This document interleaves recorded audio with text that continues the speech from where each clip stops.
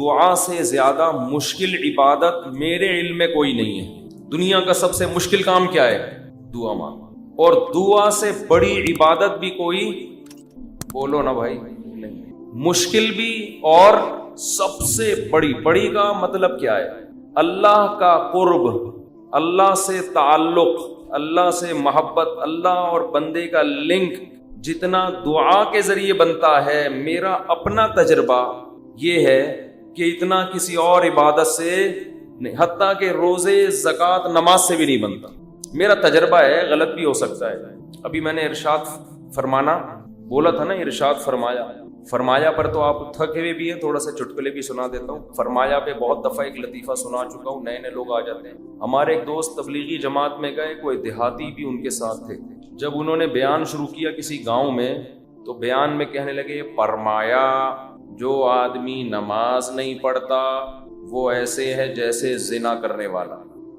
فرمایا جو آدمی نماز نہیں پڑھتا وہ ایسے جیسے قتل کرنے والا. فرمایا ایسے فرمایا کیا کہہ کے حدیثیں آ رہی ہیں. یہ صاحب کہتے ہیں میں نے سوچا کہ یار یہ حدیثیں آج میں پہلی مرتبہ سن رہا ہوں. فرمایا ہم نے تو کبھی نہیں سنا کہ نبی نے ایسے فرمایا. کہہ رہے میں نے بیان کے بعد اس کو پکڑ لیا کہ یار آج تو نے اتنا کچھ کہا کہ فرمایا. ہم جب کہتے ہیں فرمایا تو مراد نبی نے فرمایا نا. تو یار یہ جو اتنی ساری حدیثیں تو سنا رہا ہے کہ جو نماز نہیں پڑھتا ایسے جیسے قتل کیا، جو نماز نہیں پڑھتا ایسے جیسے زنا کیا، تو کس نے یہ فرمایا؟ کہہ رہے ہم نے فرمایا. کیا کہہ رہے؟ ہم نے فرمایا. ہم نے کہا بھائی یہ تیرے فرمودات کے لیے لوگ یہاں نہیں بیٹھے، کچھ بھی فرما دیتے. لیکن جیسے اس نے کچھ بھی فرما دیا، گورنمنٹ کی طرف سے فرمانے پر پابندی نہیں ہے، لیکن اس نے تو ویسے ہی فرما دیا نا. لیکن میں جو کچھ فرما رہا ہوں اس کے پیچھے ایک تجربہ ہے، ایک لاجک ہے، ایک دلیل ہے. ایسے ہی ہوائی بات نہیں ہے. سب سے زیادہ انسان کو اللہ کے قریب کرنے والی عبادت دعا. سب سے مشکل عبادت بھی کون سی ہے؟ بولو، دعا. آپ کہیں گے یار یہ کہاں سے مشکل ہو؟ روزہ کتنا مشکل ہے. صبح سحری میں اٹھو، سارا دن جو ہے وہ نہ کھاؤ نہ پیو. بہت سے لوگ کہتے ہیں روزے میں اللہ صرف ایک گھونٹ چائے کی اجازت دے دیتا نا. صبح جب سحری کے بعد فجر پڑھ کے 1 گھنٹہ سو کے جب اٹھتے ہیں تو ایسا لگتا ہے جیسے قبر سے کسی مردے کو اکھاڑا جا رہا ہے. عجیب سی حالت ہوتی ہے نا اس وقت. اسی طرح آفس میں پہنچ جاتے ہیں، اگر ایک آدھ گھونٹ چائے پینے کی اجازت ہوتی کیسے فریش ہو جاتا، لیکن اللہ نے اجازت نہیں دی. تو آپ کہہ سکتے ہیں اتنی مشکل عبادت روزہ. مفتی صاحب کہہ رہے ہیں نہیں، دعا مانگنا اس سے بھی زیادہ مشکل. نماز کتنی مشکل عبادت، لیکن مولانا صاحب کہہ رہے ہیں یہ فرمایا بھی وہی فرمایا ہے جو اس نے فرمایا تھا. یہ کیا ہو رہا ہے بھائی؟ اس کو دنیا میں سب سے مشکل بات پتہ ہے کیا ہے؟ الفلاحیہ کا اسپیکر ٹھیک ہو جائے. یہ کبھی ٹھیک، دیکھو اسٹائل دیکھو، ادھر بھی ڈالا ہوا ہے، ادھر بھی رکھا ہوا ہے، ادھر ایک اور لگا ہوا ہے، پھر بھی بےچارے لگے رہتے ہیں. یہ کہتے ہیں جنات ہیں. تو آپ کہہ سکتے ہیں بھائی کیسے مشکل ہے. اصل میں دعا. اور ایک اور اشکال ہوگا، آپ کہتے ہیں لوگ تو بہت دعائیں مانگتے رہتے ہیں. کتنی دعائیں مانگتے ہیں نا، صبح شام دعائیں مارکیٹ میں چل رہی ہیں ہول سیل کے حساب سے. اصل میں وہ دعائیں پڑھی جا رہی ہیں، مانگی. بولو، دعا پڑھنا بہت آسان ہے. یونس علیہ السلام نے مچھلی کے پیٹ میں لا الہ الا انت سبحانک انی کنت من الظالمین کہہ کے دعا پڑھی نہیں تھی، یہ دعا مانگی تھی. اور ہم کیا کر رہے ہوتے ہیں؟ پڑھ رہے ہوتے ہیں. جتنے مرد یہاں بیٹھے ہیں، جتنی خواتین بیان سن رہی ہیں اوپر، ان سے گزارش ہے کہ اپنے معمولات میں دعا کا اضافہ کریں اور اللہ سے دعا مانگنے کا معمول بنائیں. دعا مشکل کیوں ہے یہ میں بتانا چاہ رہا تھا.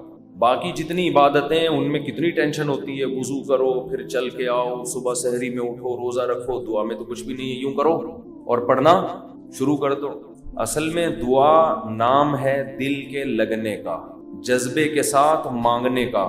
شیطان انسان کو یہ باور کراتا ہے کہ تو مانگتا ہے ملے گا تجھے کچھ بھی نہیں، اس لیے مانگتا ہے ہی نہیں، پڑھتا ہے. کیونکہ جب مانگ رہے ہوتے ہیں نا تو پتا ہوتا ہے کہ ملنے والا بولو کچھ بھی نہیں. لیکن چونکہ مسلمان ہیں شاید ٹرائی کر کے دیکھتے ہیں، شاید کچھ ہو جائے. تو زبان تھوڑی گھس جائے گی.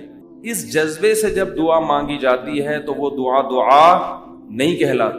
دعا کا مطلب یہ ہوتا ہے کہ میں نے جس کے دربار میں ہاتھ پھیلائے ہیں وہ بڑا جواد اور کریم ہے.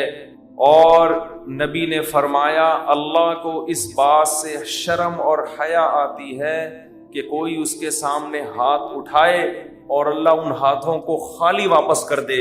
جیسے علاقے کا سیٹھ ہو, سخی بھی ہو, کوئی بھکاری اس کے پاس آئے اور وہ سیٹھ اسے دھکے دے کے نکال دے تو اسے شرم آئے گی اگر وہ غیرت مند ہوگا.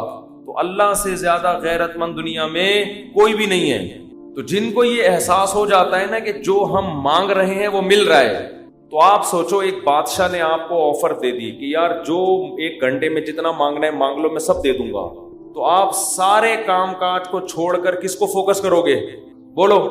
جب تک آپ تھک کے چور نہیں ہو جاؤ گے آپ رٹا لگا کے رکھو گے, مانگتے ہی رہو گے, مانگتے ہی رہو گے. آپ کو پتہ ہے سب مل رہا ہے. دوبارہ مثال دیتا ہوں. وزیر اعظم آ گئے بھی آپ کے پاس, آپ کے گھر پہ عیادت کے لیے, کورونا میں کوئی کیس چل رہا تھا, ایک مثال دے رہا ہوں, ایسا ہوتا نہیں ہے لیکن ونس اپون اے ٹائم. اور اس نے آپ بلکہ بلینک چیک دے دیا آپ کو, کسی IMF نے بلینک چیک دے دیا, جتنے پیسے بولو گے مل جائیں گے. ایسا ہوتا نہیں ہے. مثال دینے پر گورنمنٹ کی طرف سے کوئی پابندی نہیں. تو آپ اس چیک پہ کیا لکھو گے؟ بولو. 5 روپے, 10 روپے, 20 روپے, 30 روپے.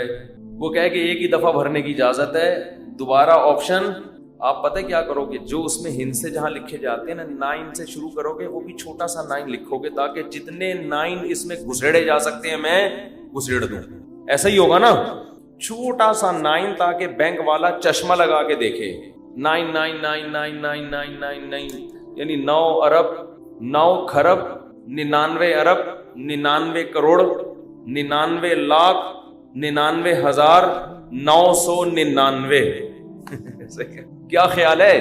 نہیں آ رہی بات؟ میرا خیال ہے 9 کھرب سے بھی زیادہ اگر کوئی ہنسا ہوگا نا وہ بھی گھسڑ دو گے اس کو. 9 کھرب سے اوپر کیا ہوتا ہے؟ 99 کھرب. 9 کھرب نہیں, سوری غلطی ہوگی, ایک پورے 10 کھرب کا نقصان ہو رہا ہے بھائی.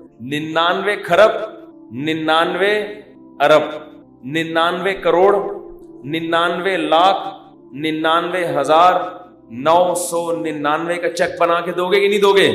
بشرطے کہ یقین ہو کہ یہ میں خواب نہیں دیکھ رہا. ورنہ بعض دفعہ آدمی کی آنکھ بھی کھل جاتی ہے ایسے موقع میں. وہ ایک آدمی کی لاٹری نکلی نا, اسی 99 کھرب روپے کی, یہ بہت 5 ارب کی لاٹری نکل آئی.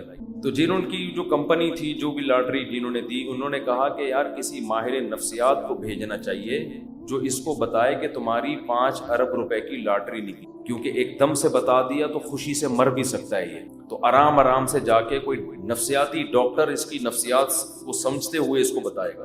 نفسیاتی ڈاکٹر کو بھیج دیا. نفسیاتی ڈاکٹر نے جا کے نا اس کو پہلے سمجھایا کہ دیکھ فرض کر لے تیری 1 لاکھ کی لاٹری نکل آئے تو کیا ہوگا؟ اس نے کہا خوش ہوں گا میں. 1 لاکھ پہ اس نے کہا چلو نہیں مرے گا, ٹھیک ہے نا, اب لاکھ سے تھوڑا سا اوپر. اچھا فرض کر 20 لاکھ کی لاٹری نکلے. اس نے کہا یہ کروں گا, دکانیں بناؤں گا, یہ کروں گا, ایک پلاٹ خرید لوں گا. اچھا ایسے 20 لاکھ سے اوپر آیا, 1 کروڑ تک پہنچا, 1.5 کروڑ تک, 2 کروڑ تک, 3 کروڑ تک. 3 کروڑ میں کیا کرے گا جی؟ اتنی دکانیں لے لوں گا, بحریہ ٹاؤن میں گھر لے لوں گا, وغیرہ وغیرہ. ہوتے ہوتے 5 کروڑ, جو اصل تھی نا 5 کروڑ تک آ گیا. اچھا یہ بتا 5 کروڑ کی لاٹری نکلی تو کیا کرے گا؟ اس نے کہا آدھی تجھے دے دوں گا. یہ سننا تھا ماہر نفسیات کا انتقال ہو گیا. ماہر نفسیات کا انتقال ہو, وہ بیچارہ برداشت نہیں کر سکا یہ خوشی. تو یہ تو میں ایک مثال دے رہا ہوں. 99 کھرب 99 ارب 99 کروڑ 99 لاکھ 99,999 اشاریہ بھی لگا دے گا آگے 99999. لیکن چونکہ ایسا ہوتا نہیں ہے, IMF کبھی کسی کو ایسے بلینک چیک اس طرح سے نہیں دیتا نہیں ہے. اس لیے ہم یہ سب ہنسی مذاق کی باتیں سمجھی جاتی ہیں. لیکن اللہ کا معاملہ ایسا ہے کہ اللہ نے ہم سب کو بلینک چیک, بولو ہے, یہ بلینک چیک پکڑا دیا ہمارے ہاتھ میں. جو لکھنا ہے اس میں لکھ دو, میرے دربار میں پیش کر دو, میں دوں گا جو مانگو گے. بولو بھائی, اب جس کو اس پر یقین ہے نا, اس کو جتنا وہ دعا کو فوکس کرتا ہے اتنا کسی اور عبادت کو فوکس نہیں. وہ باقی عبادت کرتا بھی اس لیے کہ عبادت کر کے دعا مانگوں گا تو زیادہ قبول ہوگی. عبادت میں دعائیں زیادہ قبول ہوتی ہیں نا. تو یہ شیطان نے دماغ میں یہ ڈال دیا ہے کہ اللہ سنتا ہے دعائیں مگر قبول نہیں کرتا. اور اللہ کہتا ہے میں کرتا ہوں قبول, لیکن جس طرح تو چاہ رہا ہے اس طرح نہیں کروں گا میں قبول. اس طرح کرنا اگر شروع کر دی تو اللہ کا معاملہ ہمیشہ غیب پر ہے. یخشون ربہم بالغیب, جو اللہ سے ڈرتے ہیں بغیر دیکھے, جو اللہ پہ ایمان لاتے ہیں بغیر دیکھے, جنہوں نے جنت پہ یقین کیا بغیر دیکھے, جو جہنم سے ڈرتے ہیں بغیر دیکھے, جنہوں نے عذاب نہیں دیکھا, کیونکہ دیکھ لیں گے تو آزمائش ختم, پھر تو سارے نیک بن جائیں گے, سارے نیک. تو اللہ کہتے ہیں بھی مانگو نظر نہیں آئے گا. تو عقل مند لوگ گڑ گڑا کے اللہ سے مانگتے ہیں. اور یاد رکھو دعا میں تکبر کبھی مت کرو. تکبر نہیں کرو دعا میں. تکبر کیا ہے کہ اللہ کے سامنے روتے ہوئے شرم آ رہی ہے, یہ بہت بڑا تکبر ہے.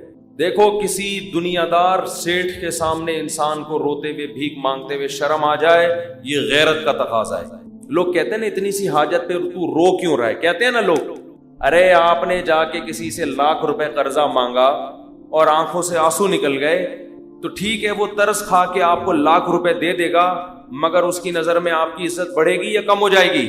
کم ہو گیا. 1,00,000 کے پیچھے کیا کر رہا ہے؟ ابے یار ایک تو بولتے نہیں ہو نا, پھر مجھے ٹپ چڑھتی ہے. 1,00,000 کے پیچھے آنسو نکال رہا ہے. یہی کہے گا نا ابے میرے سامنے آ کے رویا تھا, ابے تو کل بعد میں تانا بھی دے گا. تو دعا میں اللہ کے سامنے گڑ گڑاتے ہوئے عار محسوس نہ کیا کرو. ایک ٹیکنیکل فالٹ لوگوں میں دیکھتا ہوں میں, جب دعا مانگتے ہیں تو منہ پہ یوں کر لیتے ہیں, یوں کر چھپا دیتے ہیں منہ اپنا. پتہ نہیں لوگوں سے شرم آ رہی ہے آپ کو, کیا ہو رہا ہے یار. انسان کے سامنے آنسو بہانا بے عزتی کی بات ہے, استغنا کے خلاف. اپنی حاجت لوگوں کے سامنے بیان بولو نہ کی جائے. اگر آپ نے کر دی, آپ کسی کے سامنے رو دیے, اس کی نظر میں آپ کی عزت کیا ہو جائے گی؟ کم. مت رو, اپنے آنسو چھپاؤ لوگوں کے سامنے. دیکھو دعائیں مانگنے میں شرم اور عار محسوس نہ کرو. اللہ کے سامنے گڑ گڑانے میں شرم اور عار محسوس نہ کرو, اس کا معمول بنا لو. حضرت عمر فرمایا کرتے تھے کہ میری دعا قبول ہو رہی ہے یا نہیں, مجھے اس سے غرض نہیں ہے, مجھے اس سے غرض ہوتی ہے کہ مجھے دعاؤں کی توفیق مل رہی ہے کہ نہیں. تو جتنی دعائیں, ڈاکٹر ٹھیک کرے گا, جا مانگ ڈاکٹر سے, میری مرضی میں ٹھیک کروں نہ کروں, لیکن تو نے یہ بتا دیا ہے کہ تو مجھے اپنا محتاج, تو اپنے آپ کو میرا محتاج نہیں سمجھتا. تو نے اپنے عمل سے یہ ثابت کر دیا ہے کہ تو اپنے آپ کو نہیں سمجھتا کہ میں اللہ کا محتاج ہوں. تو نہیں سمجھتا کہ اللہ سب کچھ کر سکتا ہے. اس لیے اللہ کی نظر میں دعا کی ویلیو ہے. اگر آپ کا کوئی مسئلہ اٹکا ہوا ہے اور آپ اس کے اسباب اختیار کرتے ہو, دعا نہیں مانگتے, اللہ کہتے ہیں تیرا یہ خیال ہے کہ مسئلے میں دور نہیں کر سکتا, مسئلے تیرے گورنمنٹ دور کرے گی. یہ تکبر ہے جو آپ کو سزا کا ذریعہ بنے گا اور برکتیں چھین لے گا آپ کی زندگی سے. اس لیے قرآن کے الفاظ دیکھو, وقال ربکم ادعونی استجب لکم. اللہ کہتے ہیں کہ مجھ سے دعا مانگو, میں تمہاری دعا کو قبول کروں گا. ٹھیک ہے بھائی, یہ آپشن ہے نا. آپ بتاؤ جب کوئی گورنمنٹ کسی کو کوئی آپشن دیتی ہے یا کوئی بینیفٹس دیتی ہے تو گن پوائنٹ پہ تھوڑی دیتی ہے. بھائی گورنمنٹ نے یہ کہا کہ قرضہ ملے گا بغیر سود کے, غریب لوگوں کو چاہیے اپنا مکان بنائے, یہ کہے گی نا گورنمنٹ. آگے دھمکی تو نہیں دے گی, جس نے قرضہ نہیں لیا نا ہم سے مکان بنانے کے لیے اس کو شوٹ کر دیا جائے گا.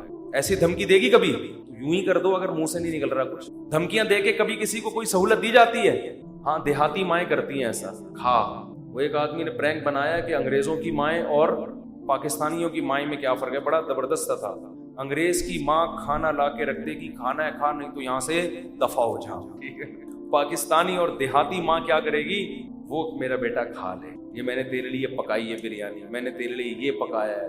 پہلے منتیں کرے گی, بچہ نہیں کھائے گا تو دھمکیاں دینے پہ آ جائیں گے, کھا ورنہ میں تھپڑ ماروں گی تیرے. بغیرت, تو نے بنوایا کیوں مجھ سے, یہ مجھے پتہ نہیں ہے. یہ تو نارملی ایسا ہوتا نہیں ہے کہ آپ کسی کو کوئی نعمت دے رہے ہو اور ساتھ میں بندوق نکال کے بولو کہ یہ لو. کسی کو آپ نے ہدیہ دیا, 100 روپے, 1000 روپے, 500 روپے آپ نے کسی کو دیے, یا آپ کی خدمت میں, وہ کہہ رہے یار میں تو ابھی ضرورت نہیں ہے آپ کا, بڑی نوازش, آپ بندوق نکالو لے, تو یہ ہدیہ رہے گا؟ یہ ہدیہ تھوڑی رہے گا. تو کوئی بھی جب حکومت یا کمپنی کسی کو سہولت دیتی ہے تو وہ گفٹ کو پھر گفٹ ہی قرار دیتی ہے. لیکن اللہ کا اسٹائل یہاں پہ بالکل, انداز بالکل الگ ہے. اللہ کیا کہتے ہیں, مجھ سے مانگو. یہ بینیفٹس مل رہے ہیں نا اللہ کی طرف سے, ہے بھائی. اللہ کیا کہہ رہے ہیں, مجھ سے مانگو اور میں جو مانگو گے میں وہ تمہیں دوں گا. بس یہ اللہ ٹھیک ہے, ہمیں تو نے بتا دیا کہ ہم مانگیں گے اور تو دے گا, ہمیں یہ بات پتہ چل گئی, اب ہماری مرضی, ہم جب چاہیں تو اس سے مانگے, ہمیں یہ سہولت کا پتہ چل گیا, اب ہم ہماری مرضی, اب ہمارے کہتے ہیں اٹس اپ ٹو یو, کہتے ہیں نا یہ اب آپ کے اوپر ہے, آپ مانگے یا نہیں مانگے. نہیں آگے اللہ نے بندوق نکال لی ہے, ٹھیک ہے نا, بندوق نکال لی. اللہ کہتے ہیں ان الذین یستکبرون عن عبادتی, یاد رکھو مجھ سے مانگنے میں تکبر کیا, میں نے تو کہا ہے مانگو, اگر نہیں مانگا کبر سے کام لیا کہ نہیں جی ہم نہیں مانگ رہے, سیدخلون جہنم داخرین, ذلیل کر کے جہنم کی آگ میں پھینک دیں. بڑے بھائی اللہ تو ہمیں گفٹ دے رہا ہے دعا کا یا جرمانہ لگا رہا ہے, کیا کر رہا ہے؟ سمجھ میں آنے والی بات ہے, کوئی سمجھ میں آنے والی بات بالکل سمجھ میں نہیں آ رہی ہے. یہی وجہ ہے کہ قرآن میں اور مقام پہ جب اللہ نے کہا نا میری یہ نعمتیں کھاؤ, تو پھر یہ نہیں کہا نہیں کھاؤ گے تو یوں کر دوں گا, یہ نہیں کہا. اللہ نے قرآن میں کہا کلو وشربو, کھاؤ اور پیو, حد سے تجاوز نہ کرو. یہ نہیں کہا اگر نہیں کھایا نا تو جہنم میں پھینک دوں گا, یہ کہا قرآن نے. کیا ہو گیا بھائی؟ اللہ نے کہا فن کے ہو, نکاح کرو, یہ نہیں کہا نہیں کیا نا جہنم میں پھینک دوں گا میں, بشرطے کہ گناہ سے بچے انسان. گناہ کرو گے پھر تو جاؤ گے جہنم. لیکن جو بھی اللہ نے نعمتیں دی ہیں ان کو بندوق کی نوک سے نہیں اللہ نے کہا, کیونکہ وہ نعمت پھر نعمت رہتی نہیں ہے, وہ نعمت تھوڑی رہتی ہے پھر وہ. لیکن یہاں اللہ کیا کہہ رہے ہیں, مجھ سے مانگو میں تمہیں دوں گا. ہم خوش ہو گئے, زبردست, اللہ کی طرف سے انعام مل گیا, ٹھیک ہے جب سہولت سے ٹائم ملے گا تو مانگ لیں گے, موڈ ہوگا. اور نہیں بھی مانگا تو اللہ نے بس ایک آپشن دیا ہے کہ مانگو گے تو ملے گا. لیکن اللہ نے کیا کیا, انداز دیکھو, کہا کہ اگر نہیں مانگا تو جہنم میں ذلیل کر کے داخل کر دوں گا. سوال پیدا ہوتا ہے اللہ یہ تو گفٹ دے رہا ہے یا ہمیں ڈرا رہا ہے, آزمائش میں ڈال رہا ہے؟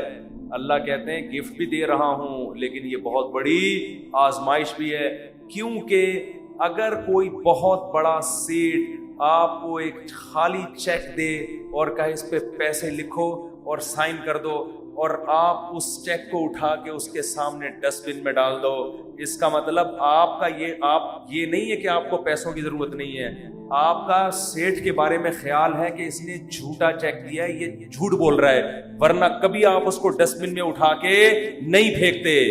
بہت مشکل ہے بات سمجھانا, بہت مشکل. آپ غریب ہیں, کھانے کو روٹی نہیں ہے, ایک سیٹ نے آ کے آپ کو ایک سونے کی ڈلی پکڑا دی, کہا لے موج کر, یہ کروڑوں روپے کی ہے. آپ نے اٹھا کے اس کو آپ نے کہا آپ نے اچھی آفر کی مجھے, بہت اچھا تحفہ ہے, بہت خوشی ہوئی, اب آپ جا سکتے ہیں. بیگم سے کہا اس کو کچرے میں پھینک. سیٹ کو پتہ چلے گا نا تو وہ کہے گا بیٹا تو اتنا بڑا سیٹ تو ہے نہیں کہ تجھے اس کی ضرورت نہ ہو, یہ تو میں جانتا ہوں, کھانے کو تیرے پاس روٹی نہیں ہے, یہ جو تو نے اس کو ڈسٹ بن میں پھینکا ہے نا یہ اس کی علامت ہے تو مجھے جھوٹا سمجھتا ہے کہ میں نے تجھے جو سونے کی ڈلی دی ہے وہ سونے کی نہیں ہے, اس پہ سونے کا پانی چڑھا ہوا ہے. یہ کس کے جھوٹ بولنے, یہ اصل میں تو میرے اوپر الزام لگا رہا ہے. اللہ کہتے ہیں مانگو, اللہ کو پتا ہے کہ ہم سب محتاج ہیں, ہمارے درجنوں مسائل ہیں, ایسا دنیا میں کوئی نہیں ہے جس کے سارے مسئلے حل ہو گئے. مسئلہ حل ہوتا ہے تو 20 مسئلے پیدا کر کے حل ہوتا ہے وہ. اب دیکھو کتنے مسائل ہیں, کسی کوئی بے روزگار ہے, پیسے نہیں ہیں, پیسے آ گئے تو خطرات بڑھ گئے, ڈکیتی کا خطرہ, پیسے آ گئے تو 10 مسائل کھڑے ہو گئے, اور کوئی مسئلہ کھڑا ہو گیا, گردے کا مسئلہ ٹھیک ہوا, ہارٹ کا پیشنٹ بن گیا, اور 20 قسم کے مسائل ہیں نا. سب کچھ ٹھیک ہے تو پھر بھی سکون نہیں ہے زندگی میں, نیند نہیں آ رہی, نیند کی گولیاں کھا کے سو رہے ہیں. دنیا میں ٹینشن لیس آدمی کوئی بھی نہیں ہے. اب اللہ نے کہا مانگو, اب ہمیں اللہ نے بلینک چیک دے دیا ہے کہ جو لکھو گے میں دے دوں گا تمہیں. آپ نے اللہ کی اس آپشن کو, اللہ کی اس نعمت کو اٹھا کے ڈسٹ بن میں پھینک دیا. آپ ہر ایک کے در پہ جا کے اپنی حاجتیں بیان کرتے ہو, کبھی تھانے میں پہنچے ہوئے ہوتے ہو, کبھی ڈی سی آفس پہنچے ہوئے ہوتے ہو, کبھی ڈی ایس پی کے پاس پہنچے ہوئے ہوتے ہو, کبھی وزیر اعظم سے رابطے کی کوشش میں, کبھی مسجد کے امام سے آ کے کہہ رہے ہوتے چڑیل آ گئی ہے, کوئی دم درود کر کے اس کو بھگا دو گھر سے, 10 قسم کے. لیکن اللہ کا دروازہ کھٹکھٹانے کے لیے تیار نہیں ہو تو یہ اس کی علامت نہیں ہے کہ آپ کے مسائل حل ہو گئے, یہ اس کی علامت ہے کہ آپ نے اللہ کی آفر کو ہلکا سمجھا ہے, اللہ کو معاذ اللہ آپ نے جھوٹا سمجھا ہے, اللہ کو معاذ اللہ آپ نے اس کے بیان کو سیاسی بیان سمجھا ہے. لیکن جو ایمان والے لوگ ہیں وہ اللہ کی اس آفر سے فائدہ اٹھاتے ہیں. کتابوں میں لکھا ہے کہ یعقوب علیہ السلام کے بیٹے جب ان سے بچھڑے تھے اتنی اللہ سے دعائیں مانگی کہ ان کے گھٹنے सजदे में गिर गिर के दुआएं मांग मांग के उनके घुटनों और बाजुओं पे निशान पड़ गए थे। वो अंबिया बहुत दुआएं मांगते हैं, हर बात में दुआ, हर बात में दुआ। कुरान कहता है मुजाहिदीन जो मैदान जंग में लड़ाई के लिए उतरते हैं वो क्या दुआ मांगते थे? रब्बना अफरिग अलैना सब्रन वसब्बित अक़दामना, ऐ अल्लाह हमारे ऊपर सब्र को उंडेल दे, हमारे कदमों को मजबूती से जमा दे और हमें इन दुश्मनों पर फतह दे। तमाम असबाब वसाइल के साथ उतरे हैं, मगर दुआएं किससे मांग रहे हैं? अल्लाह से। बदर में देखो अल्लाह ने हमारे नबी से वादा किया था मदद करूंगा, लेकिन सहाबा कहते हैं नबी पूरी रात मुसल्ले पे सजदे में रोते रहे हैं, अल्लाह से मदद की दुआएं मांगते रहे हैं। हालांकि अल्लाह ने तो मदद का वादा किया है, फिर भी मांग रहे हैं, ऐ अल्लाह अगर ये 313 शहीद हो गए तो तेरी दुनिया में इबादत करने वाला कोई भी नहीं होगा। अल्लाह को वास्ते भी दे रहे हैं। जहां पैगंबरों के साथ कोई ज़करिया अलैहिस्सलाम की औलाद नहीं, अल्लाह से औलाद मांग रहे, पूरी जिंदगी इसी में गुजर गई, बुढ़ापे में जाके औलाद मिली है। तो सारे पैगंबरों का अल्लाह ने यही तस्करा किया, हर बात में दुआ। सुलेमान अलैहिस्सलाम जो हाजत पूरी हो रही है फौरन क्या कर रहे हैं? अल्लाह से दुआ। अय्यूब अलैहिस्सलाम परेशानियों में, जिंदगी टेंशनों में, बीमारियों में, कुरान कहते हैं अल्लाह से हाथ उठा के दुआएं मांगते थे। अन्नी मस्सनी अद्दुर, ऐ अल्लाह बहुत परेशानी में हूँ, अंत अरहमुर राहिमीन, तू सबसे ज्यादा रहम करने वाला। पैगंबरों को इससे गरज नहीं होता, इससे गरज नहीं होती कि दुआ कबूल हो रही है या नहीं हो रही, कहते हम मांगते रहें बस, हमारा काम क्या है। और याद रखो जब कबूल ना हो रही हो ना फिर मांगने का मजा है। मजा कब है?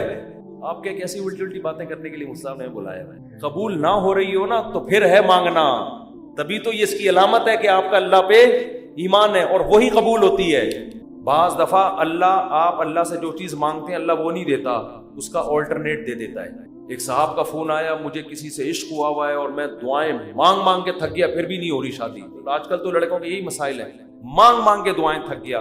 तो आप कहते हैं दुआएं कबूल होती हैं, मैं तो फिर इस पे और तड़का लगा देता हूँ। मैं कहता हूँ बहुत से लोग कहते हैं हम जिसको मांग रहे हैं वो मिली नहीं, चलो नहीं मिली, मुकद्दर में होगा, दुआ कबूल नहीं हुई। मुफ्ती साहब कह रहे हैं दुआएं क्या होती हैं? कबूल।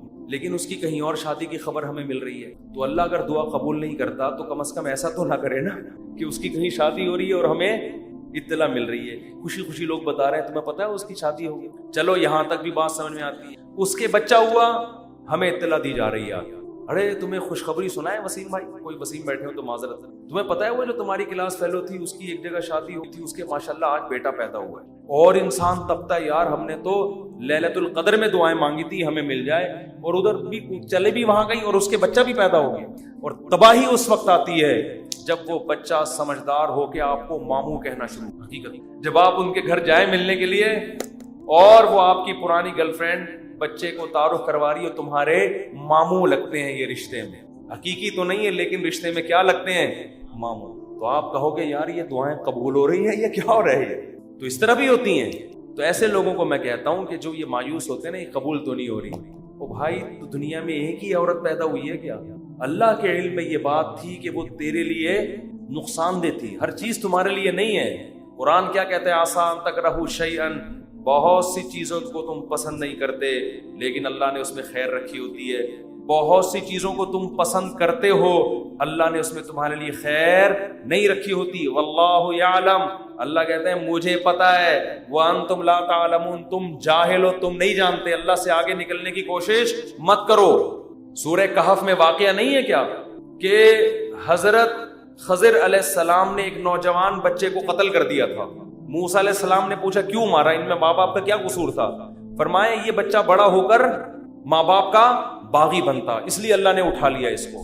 और नेक वालदैन थे, अल्लाह इनको दूसरी औलाद देगा। अब वो वालदैन तो रो रहे होंगे, हाय हमारा बच्चा अल्लाह ने छीन लिया हमसे। भाई अल्लाह के इल्म में ये बात है कि इसके का नेमुल बदल अल्लाह तुम्हें अता करेगा, और वो ऐसा होगा जो तुम्हारी खिदमत करेगा। हमें नहीं पता, कुछों की औलाद नहीं होती, वो परेशान है, हो क्यों नहीं रही, इसी में खैर है। क्या भरोसा कोई औलाद हो और वो आप ही का सर बजाना शुरू कर दे। वो आप जो जैसा चल रहा है अल्लाह से अच्छी उम्मीद रखो, ऐ अल्लाह मेरे साथ यही ठीक, सर पे बाल उगाए ठीक हैं, नहीं यूं बोला करो मुझ पे टिंड सूट करती है इसलिए अल्लाह मुझे बाल नहीं दे रहा। बहुत से लोगों के मसले बाल ही नहीं उग रहे, मालिशें कर करके, जैतून की मालिशें, ये आंवला खा लिया उन्होंने, लगाने के बजाय ना खाना शुरू कर दिया उन्होंने, नहीं उग रहे हैं। ऐसे लोग, ऐसे गंजे दुनिया में मौजूद हैं। مجھ سے آگے پوچھ رہے ہوتے ہیں آپ نے کیا کیا ہے جو آپ کے بال اگائے؟ تو بھائی ہر ایک کے نہیں اگیں گے، یہ آزمائش ہے اللہ کی طرف سے، تو اسی میں صبر کرو یار، مر کے کیا ہو جائیں گے، ختم، اسی میں اس پہ روٹیاں پکاؤ۔ جب ایک بڑا سر ہو نا اور بڑی خوبصورت سی ٹنڈ ہو تو میرا تو دل کرتا ہے اس کو دھوپ میں گرم کر کے اس پہ چپاتیاں، مزہ آتا ہے، سر بھی بڑا ہو اور تمیز سے بنا ہو، تو ایک دم ایک ایسا فیل سا ہوتا ہے۔ خیر یہ تو مزہ، اس پہ ایڈریس لکھ لو، کبھی گم نہیں ہو گیا۔ تو اگر اللہ نے ٹنڈ دی ہے، بہت سے کام اس ٹنڈ سے لیے جا سکتے ہیں، ایڈریس لکھ دو اس پہ، تو اس کا فائدہ یہ ہوگا کہ کبھی بھی گم نہیں ہو۔ خیر یہ تو میں مذاق کر رہا ہوں، لیکن اللہ نے جو آزمائش مقدر کی ہے، کیا کرو بھائی، صبر۔ خواتین پریشان ہوتی ہیں، بچے مر جاتے ہیں بعض دفعہ بچپن میں، نبی نے کیا فرمایا، جس عورت کا بچپن میں بچہ مر گیا اور اس نے صبر کیا، میں اس کے لیے جنت کی ضمانت لیتا ہوں۔ بے صبرے لوگ اللہ کو پسند نہیں ہے۔ ہم نے اپنے بچپن میں ایسی عورتیں بھی دیکھی ہیں، جوان بیٹا مر گیا، آنسو نکل رہے ہیں ان کے، میں نے خود اپنی آنکھوں سے دیکھا، آنسو نکل رہے ہیں ماں کے، لیکن اللہ سے کہہ رہی ہے، اے اللہ یہ آنسو میرے اختیار میں نہیں ہے، اس لیے رو رہی ہوں، کہیں تو مجھے بے صبرے لوگوں میں شامل نہ کر لینا۔ میں نے ایسی عورتیں دیکھی ہیں بچپن میں، جوان بیٹا مرا ہوا ہے اور ماں رو کے کیا کہہ رہی ہے، اللہ یہ میرے اختیار میں نہیں ہے اس لیے رو رہی ہوں۔ دیکھو ایسی عورتیں ہوا کرتی تھی۔ اب تو چیخنا، چلانا، واویلا کرنا، شور شرابہ، گھروں میں چیزیں اٹھا اٹھا کے پھینکنا، اس کو سمجھتے ہیں بڑا نیک آدمی ہے یہ۔ تو صبر کرنے والے پسند ہیں، مانگتے رہو مانگتے رہو مانگتے رہو، اس چکر میں مت پڑو کہ کون سی قبول ہو رہی ہے کون سی نہیں ہو رہی، ہر چیز اللہ سے مانگے۔ نبی نے فرمایا جوتے کا تسمہ بھی ٹوٹ جائے تو کس سے مانگو؟ اللہ سے۔ اس کا مفہوم پتہ ہے کیا ہے؟ مطلب یہ کہ لوگوں سے مت مانگو، لوگوں سے مت مانگو، ہر حاجت کس کے سامنے پیش کرنی ہے؟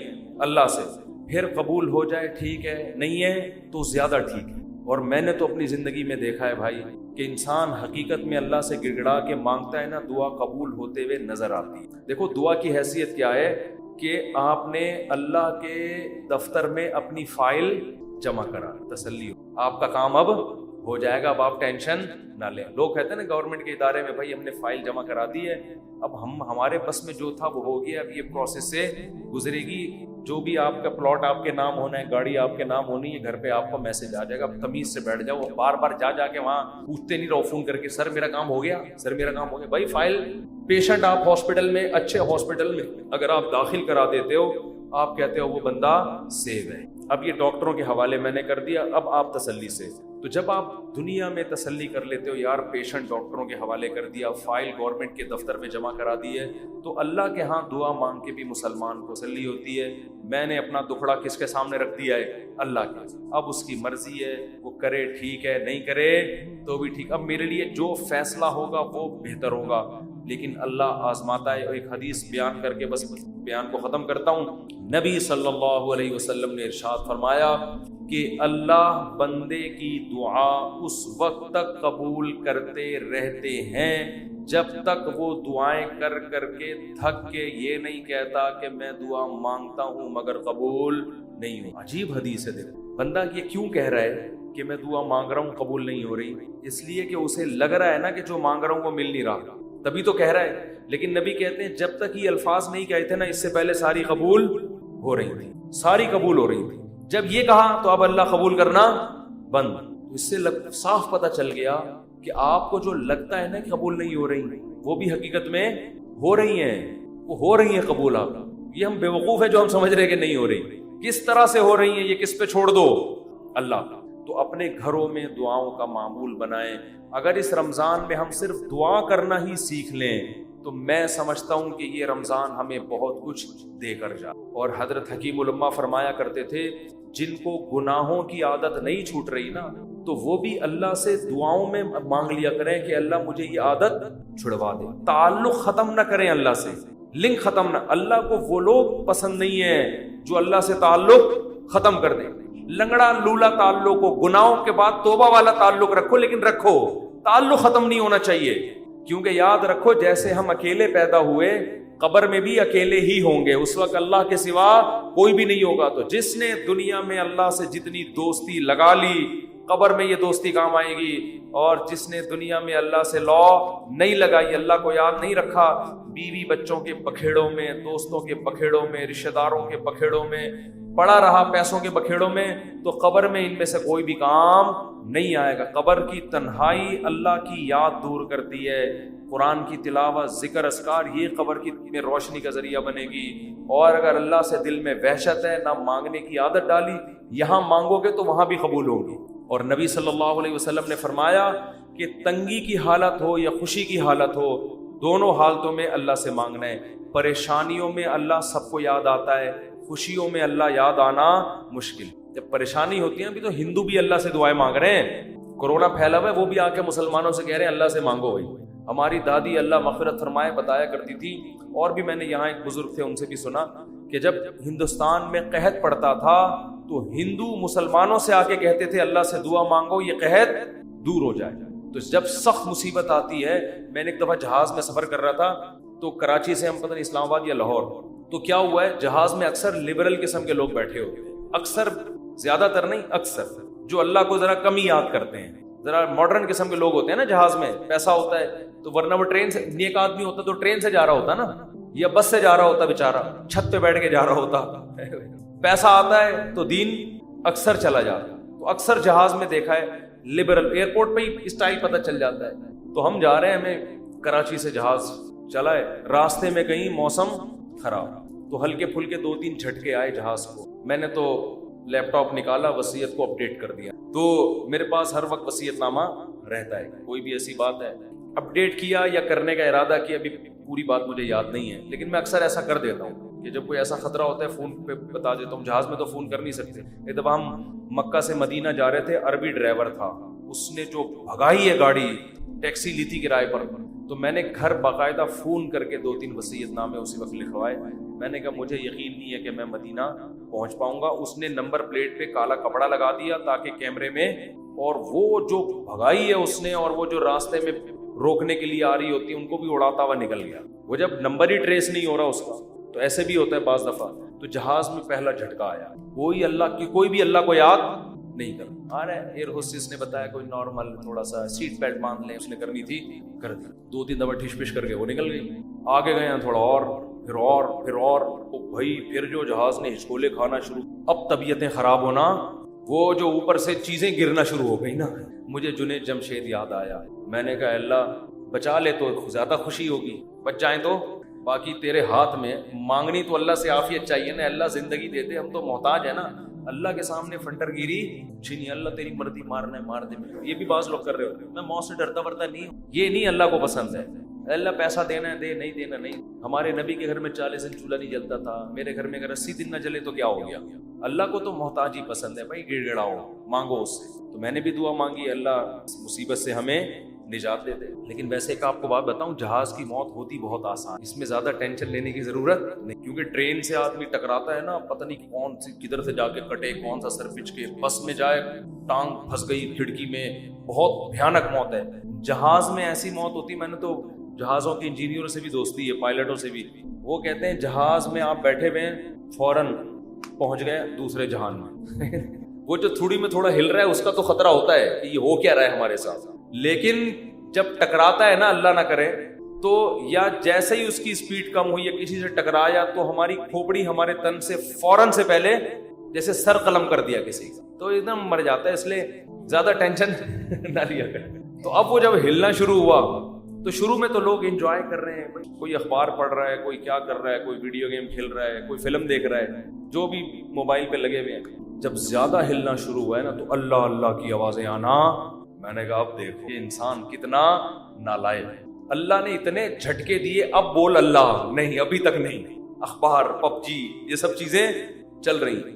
وہ جب چیزیں گرنا, وہ ایئر ہوسٹس وہ جو پانی وانی لے کر آتی ہے نا, وہ بھی دھڑام سے ادھر کو نیچے. جب اتنی حالت ہوئی ہے, وہ ایئر ہوسٹس بولے ایکچولی کچھ بھی نہیں. لوگوں کو پتا ہے کہ ان کو تو یہ سکھا کے بھیجا جاتا ہے کہ کچھ بھی ہو جائے آپ نے بولنا ہے کہ کچھ نہیں ہوا, کیونکہ ان کو تو تنخواہ اس چیز کی مل رہی ہے نا.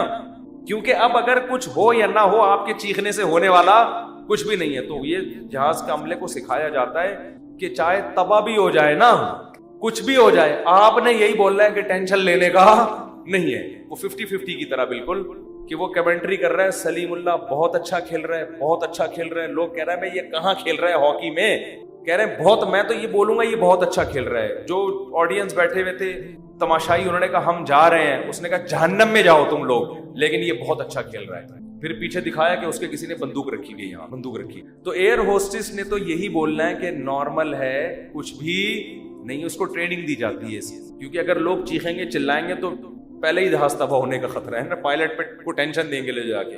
تو اب کیا ہے کہ جی وہ جب 2 گھنٹے میں زیادہ ہی ہو گیا, اب چیزیں گرنا شروع ہو گئی, تو پھر سب کو اللہ یاد آنا, پھر لا الہ الا اللہ, پھر لا الہ, ختم نبوت کا عقیدہ زندہ.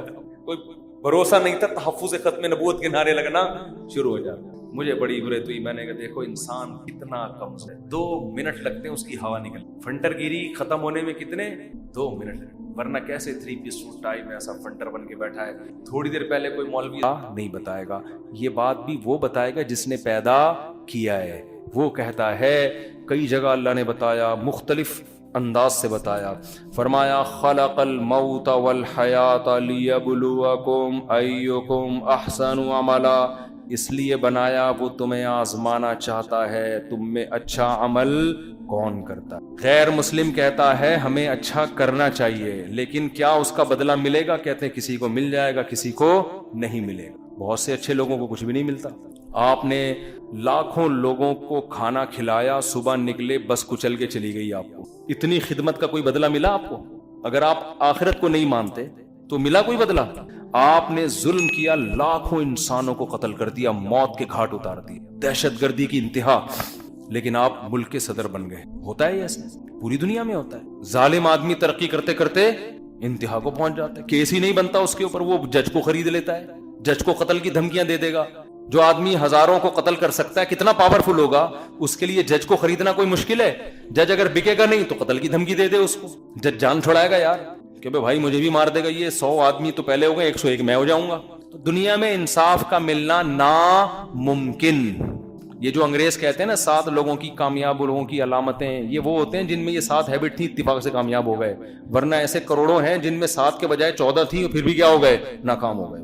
سمجھ رہے ہیں نا, وہ کیا ہو گئے, انہوں نے شروع سے ایکسرسائز کی, ہم یہ کریں گے اور یوں کریں گے. ہمارے بچپن میں ایک ڈرامہ آتا تھا کہ ایک بچے کو پائلٹ بننے کا شوق تھا, اس نے بڑی محنت کی اور بچپن سے نا پائلٹ کے حساب سے اپنی ورزش بھی ایجوکیشن بھی ہوتے ہوتے اس کا پہلا دن تھا سلیکشن کے لیے, سلیکشن ہو گئی, آج فلائی کرنا ہے, جا رہا ہے. ڈرامے میں دکھایا گیا تھا, بچپن کی بات ہے, پاؤں پھسلا کیلے کے چھلکے پہ اور فٹ پاتھ پہ ہڈی پہ گرائے اور پاؤں کی ہڈی ٹوٹ گئی اور ریجیکٹ. ڈرامے میں تو یہ دکھایا گیا تھا کہ آپ کی ذرا سی غلطی سے سامنے والے کا پوری زندگی کا مستقبل تباہ.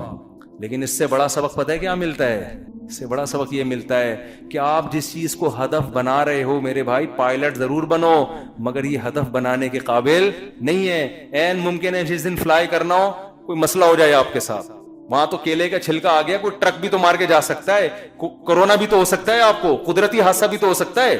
آپ اگر اللہ کے لیے یہ کام کرتے کہ میں پائلٹ بنوں گا, ملک کا دفاع کروں گا, خدا کو راضی کرنے کے لیے, آپ کیلے کے چھلکے سے پھسل کے ہلاک ہو جاتے, ٹرک کو چل دیتا, آپ اپنے ہدف میں کامیاب نہیں. آئی بات سمجھ؟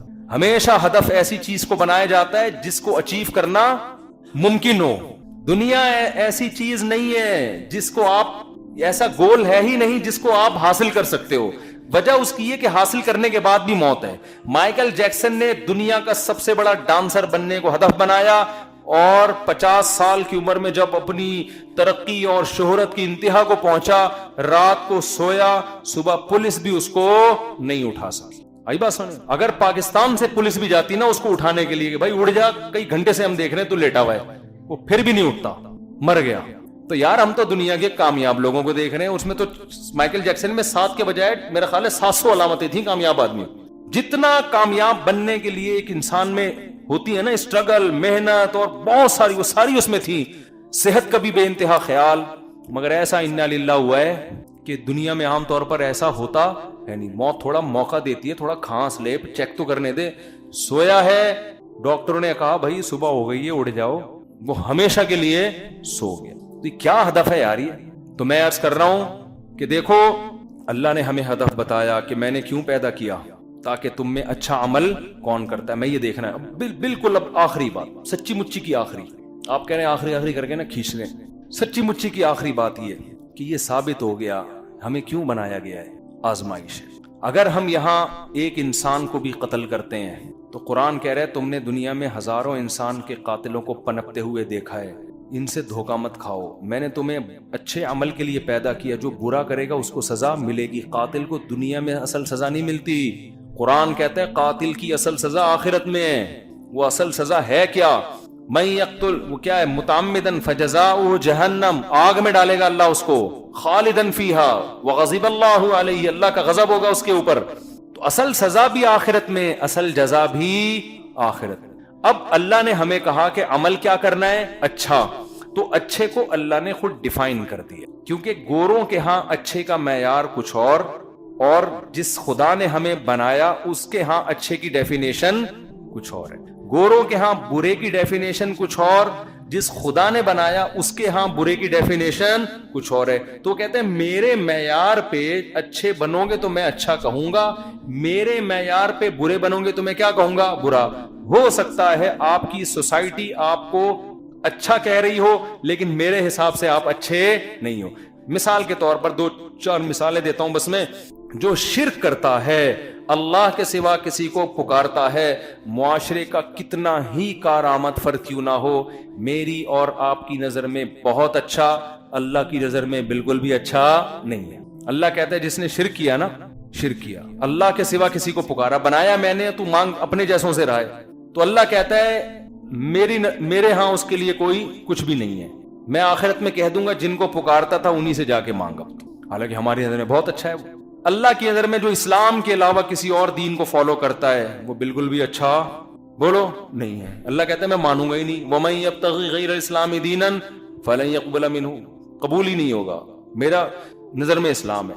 انگریزوں کے ہاں ہومو سیکشولیٹی اب بری چیز نہیں رہی ہے۔ میں اکثر لوگوں کو کہتا ہوں، ہمارے ایک دوست ہیں بہت کہتے ہیں یورپ جاؤں گا میں، یار بڑی آزادی ہے اور ہیومن رائٹس، میں نے کہا بھائی جان اب بڑا خطرناک ہو گیا معاملہ، ایسا نہ ہو آپ کا بیٹا جوان ہو وسیم سے شادی کر لے، ہاں آپ شادی کی فکر کر رہے ہو، وہ بہو وسیم کو بنا کے لے آئے، ان کے ہاں اب یہ چیز بری، اور آپ کا بیٹا بھی کسی کا داماد بننے کے بجائے بہو بن جائے، کیا خیال ہے بھائی؟